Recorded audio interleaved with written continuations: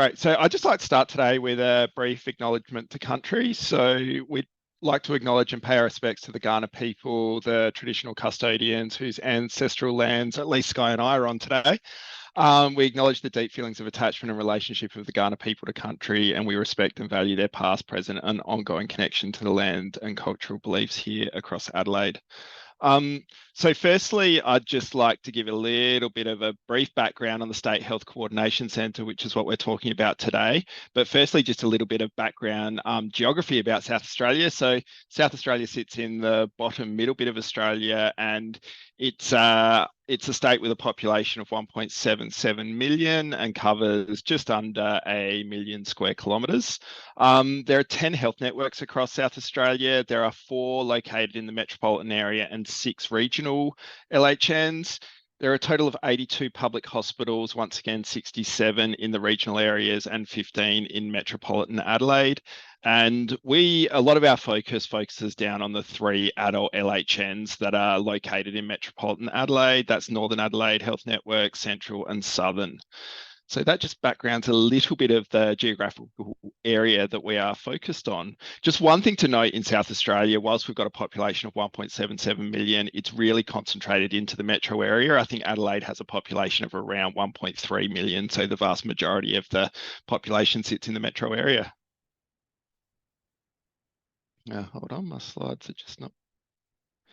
Okay, so jumping down to the State Health Coordination Centre, the State Health Coordination Centre purpose really focuses on enabling system-wide oversight of the utilisation and flow of the SA healthcare system. And we started with a real focus on trying to develop and implement actionable insights that impact the health system in a positive way by improving patient outcomes, experience and community trust. One of the things we were really intentional about in the early stages of the SHCC was developing a set of guiding principles, and you can see them on the screen there at the right.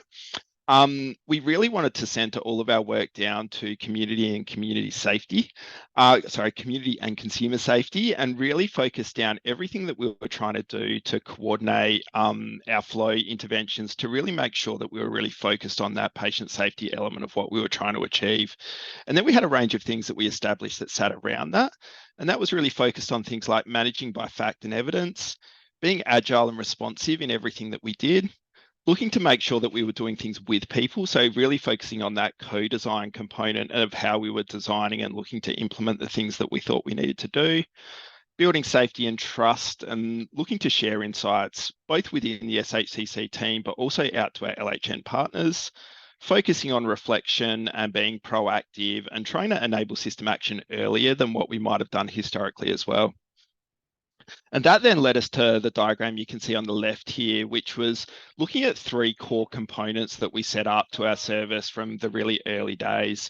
So once again, centering around those patient-focused outcomes, but looking at 3 core components to the way we're delivering sort of our services across the system at the moment. So that was focusing on that real-time 24/7 monitoring of what's happening across the system. So we could respond in real time to some of the concerns or areas of risk that we might be seeing.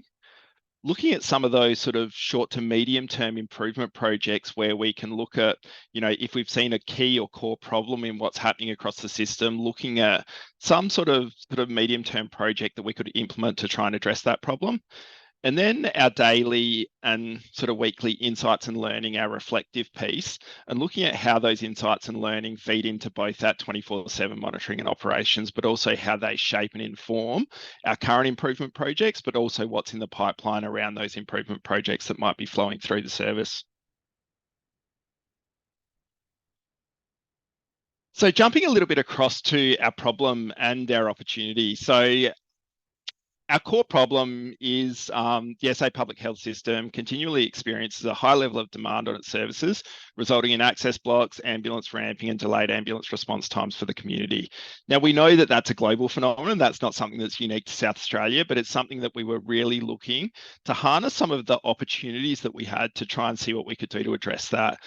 And in terms of our opportunities, one of the South Australia is in a unique position, sort of certainly within Australia, but also in comparison to some global areas, in that we do have a single node electronic medical record that is almost deployed statewide at the moment. It's certainly deployed across all of the metropolitan area. And that enables us to, I suppose, compare apples with apples when we look at what's happening across the system to a certain degree. The other core opportunity that we had here is around sort of April, May 2023, we actually transitioned our whole information sort of system across SA Health into a hybrid cloud environment. And that opened up a range of opportunities for us to look at how we could leverage our data and leverage our information to create an end-to-end view of the health system, but also then take that to the next level around using some modeling, using some new technologies to do things like push out some of our visualizations to people's mobile phones, looking at how we can leverage things like Power BI, but also beyond Power BI to create more advanced data visualizations. And you can see an example of that on the screen there. And then looking to sort of transition that to some more advanced technologies using things like Databricks to look at how we can create some prediction modeling.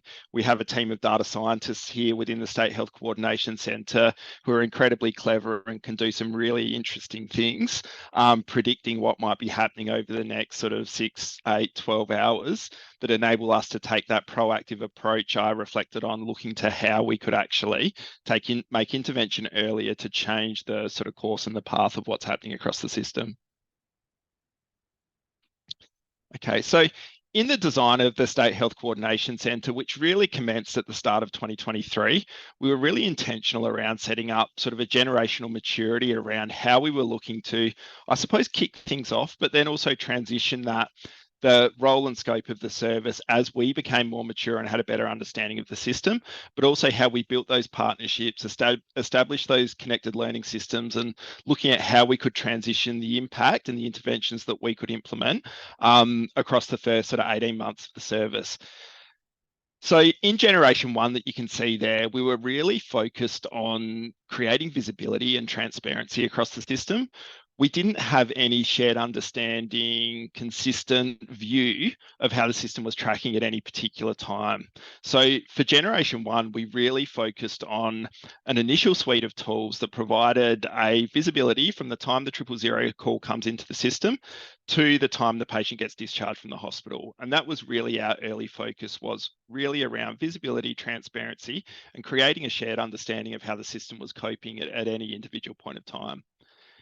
Generation two, which is where we're sitting in at the moment, was focused on delivering a connected learning and an improvement system to drive collaboration, taking the insights, taking the learnings from what we're seeing in that transparent system and systemizing that knowledge into action and design prediction capability for earlier system response. And we're still working through that component of the maturity at the moment. And generation three was looking to deliver a self-sustaining system, applying continuous improvement using predictive and simulation models for clinical decision support. We still have a little way to get there, but we are really focused on trying to take some of our understanding of the system, leveraging some of those great resources that we've got in the data science space and sort of the system and platform that we've got available to us to move into that next generation next year.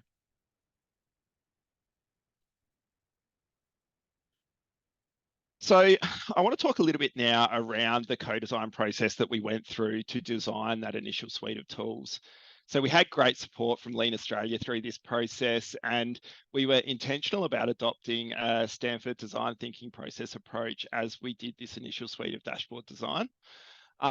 We started with 3 really focused design workshops with 30 plus attendees who were identified as core stakeholders across the system that could help us understand what the LHNs needed to better coordinate and understand the work that they needed to do to enable the system to flow effectively. When we had those initial workshops, what really came out was that real need for transparency and a shared understanding across the system. So from there, we flagged 4 initial dashboards that we'd look to develop, and we had sort of a mud map on what we thought were the key elements of those dashboards. And from there, we developed 4 prototypes that broke the system down into that initial 000 calling, the ambulance response, the emergency department, and then the inpatient component of the hospital. And I have to admit, the first 4 prototype dashboards that we developed were pretty basic. I had forgotten how basic they were until I had a look to present to develop this presentation, but you can see an initial little snapshot down on the bottom right there, which highlights one of those first dashboards. What we did then was went through a really focused co-design process where we reached out to over 20 individuals across the system who we thought could really help us improve the design of these boards.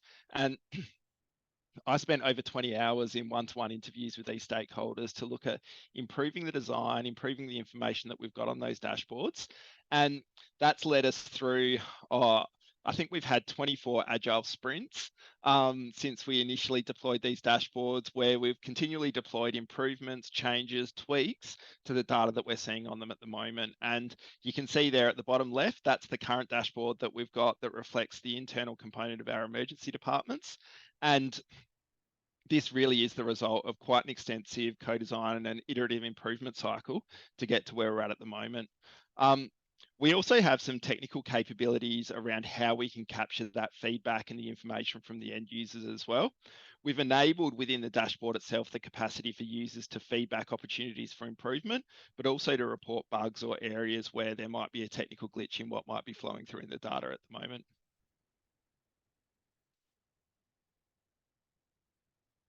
So just a little bit of a view here. Skye's going to talk to these all in a little bit more detail, but this just shows the 4 main dashboards that we've got available across the system at the moment. So we've got a view of 000 and 000 demand that might be coming through the system. The view that you can see here shows that in this particular dashboard snip, we were seeing a bit of a surge in 000 call demand, which is really important for us because that's the first point at which we know that there might be more demand coming into the system. We can see what our ambulance availability and activity is looking like. Once again, I flagged, we can see what our internal emergency department looks like, and we can then see our inpatient staff. So Skye will jump into these in a little bit more detail at the moment. One of the things that really became apparent though when we deployed this initial suite of dashboards is that we've given people a huge amount of information that historically they might not have had access to. And one of the things that I'm really conscious of at the moment when I reflect back to our sort of insights and improvements and our need to act earlier is that we have probably 150 individual data points that we're making available to people. And what we haven't achieved at the moment is a mechanism to actually bring that data together to provide them with simplified views that help them make better decisions. So that's the next challenge for us in the context of generational maturity, is to actually bring this together in an integrated approach to actually support improved decision making beyond just that transparency of the data. Putting my sort of lean hat on for a moment here, one of the things also that really became apparent to us around these dashboards was that they were showing a static view of what the system looks like right now. And one of the gaps for me was some of those principles of flow and looking at the volume coming into the system and the volume going out of the system.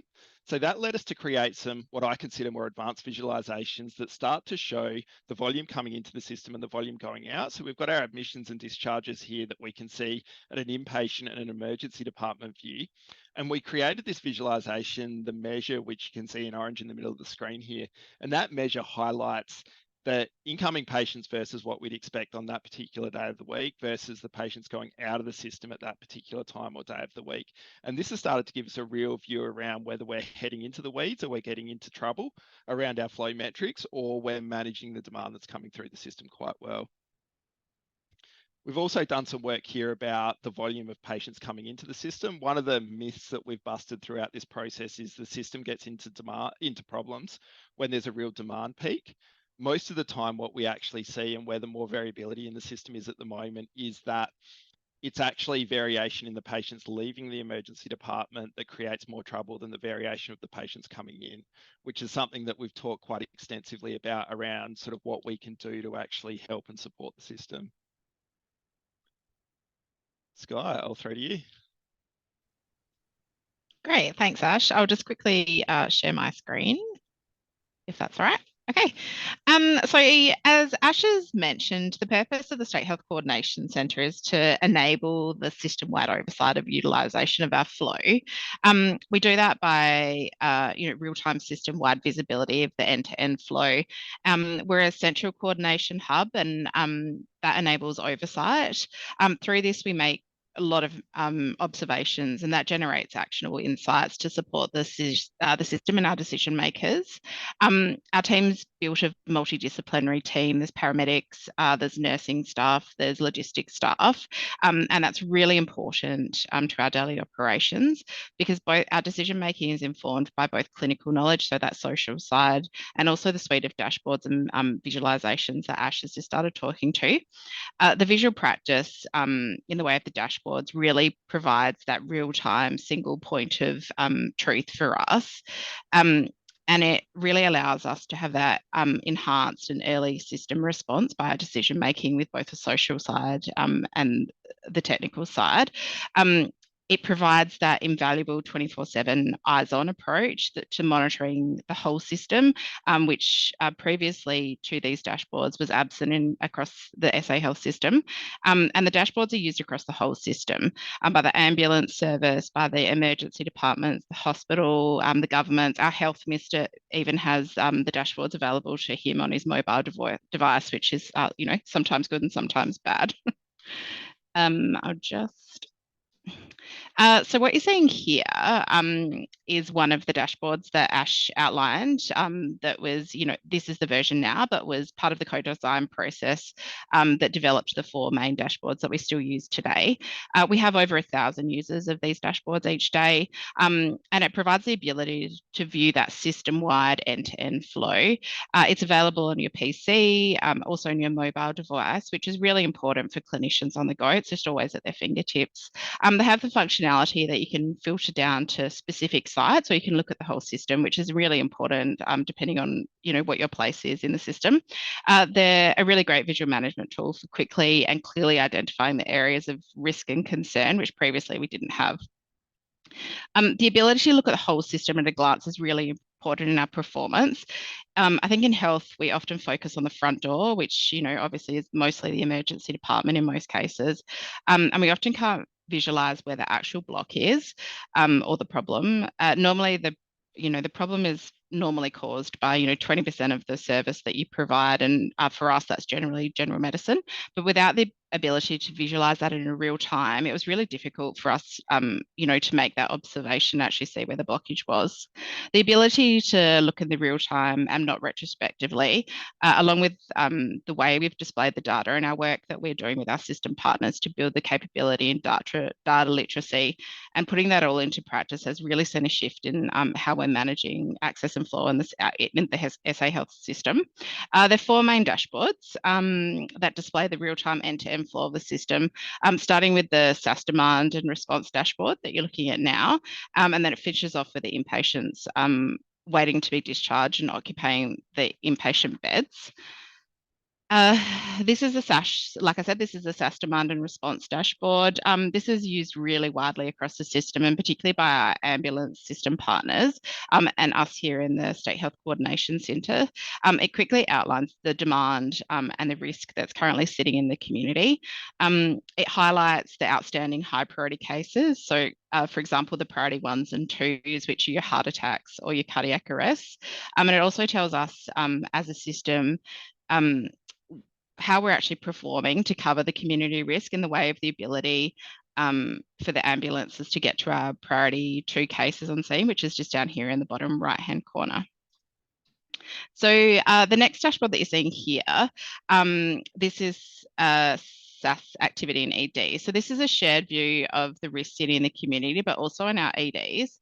I guess most health system, there's a lot of risk that sits in the emergency department, but that's widely acknowledged and is known about. I think what's often forgotten is the risk that's sitting in the community in the way of the patients waiting for an ambulance that are in their home without a clinician there. This dashboard brings the two together, which is really important for that shared understanding and that shared decision-making and risk across the system. It really gives the local site, which is the hospital, the emergency departments, the ability to see what they have pending, the upcoming, and what's sitting at site to allow them to plan their work. So these are their incoming queues. The next dashboard, which is ED capacity and demand. So this outlines all of the emergency departments across our whole system. So not all 73 sites across the system have an emergency department, but this outlines all of the emergency departments that we do have. So this is all the queues in the emergency. So it's the ED waiting room, which can be filtered down, which is in the bottom left-hand quarter here. It can be filtered down to triage categories and what area the patients are waiting for. So are they waiting for a resus room? Are they waiting for a mental health seclusion room? Are they waiting for an ECU bed? The queues within the emergency departments as well.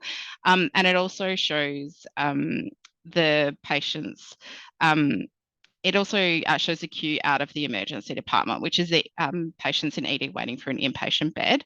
And again, that breaks it down into the admit unit, giving the service the ability to see where the risk and the blockage is. So again, previously, like I said, you can see it demonstrates that as general medicine here.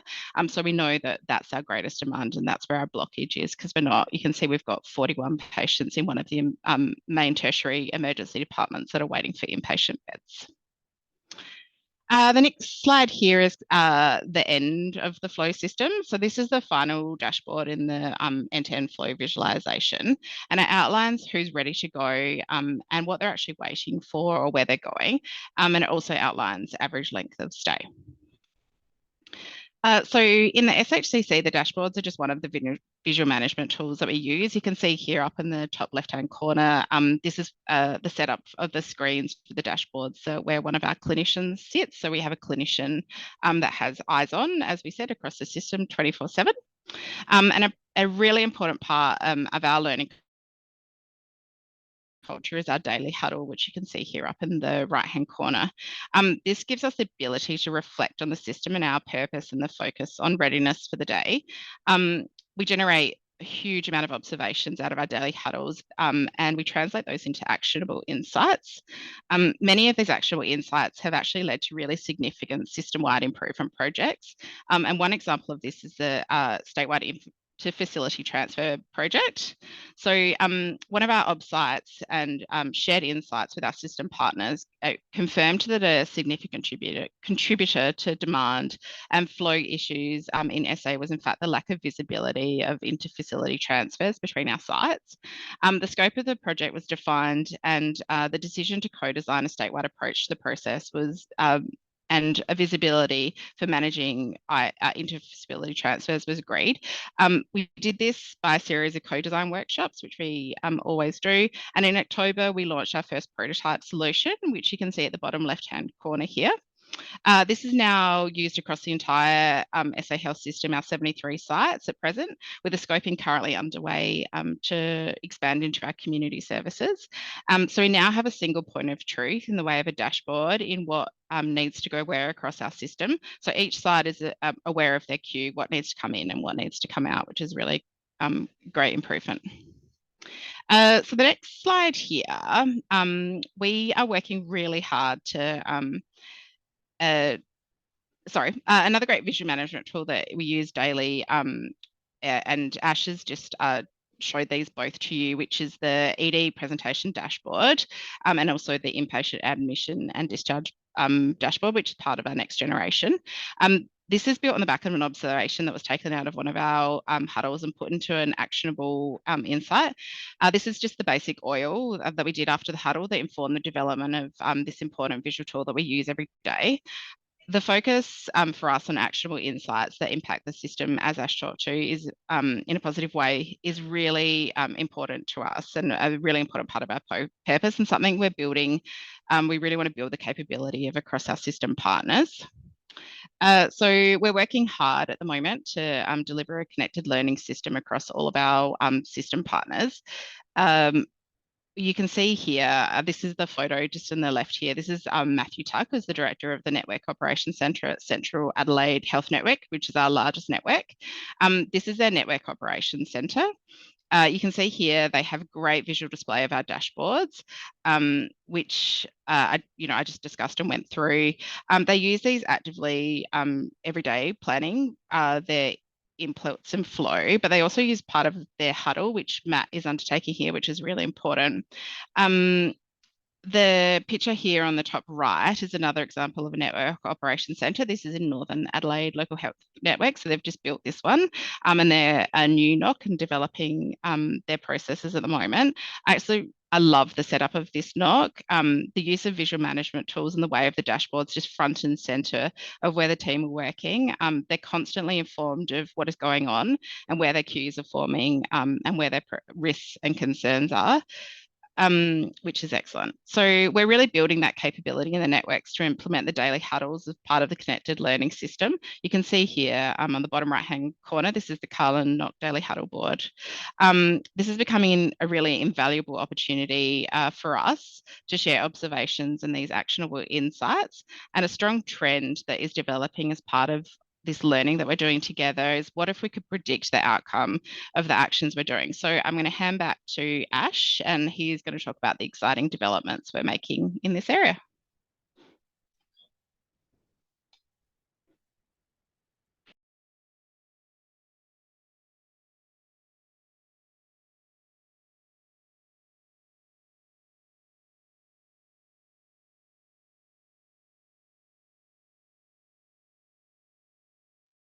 I'll get myself off mute.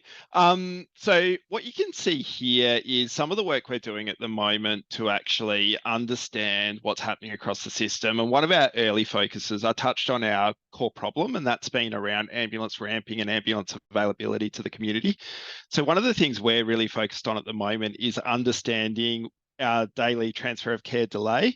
So understanding how much time ambulances are spent waiting on a ramp and what the underlying causes for that are. So one of the things, I lead the data and analytics team across the SHCC, and one of the things our focus is really on at the moment is to actually delve under the surface and try to understand what key metrics are actually contributing to that ramping and transfer of care delay. And it's really interesting, some of the outputs we're seeing here, and I really reflect back to our guiding principles around trying to manage by fact. So much attention across the system is focused on the number of ambulances arriving at the health system and the acuity of patients arriving at the health system. What's really interesting when you start to delve some of that information is that ambulance volumes and the ATS triage category, which is an indicator of acuity, are actually not correlated significantly at all with the amount of ramping that we get each day. So this has been a really interesting sort of observation and insight for us, because what we can see that's really contributing at the moment is our ED length of stay.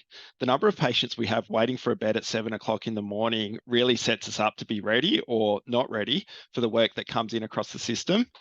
It's also fascinating to see that the volume of patients walking into the ED are actually far more significantly associated with our ramping hours than the patients that present by ambulance.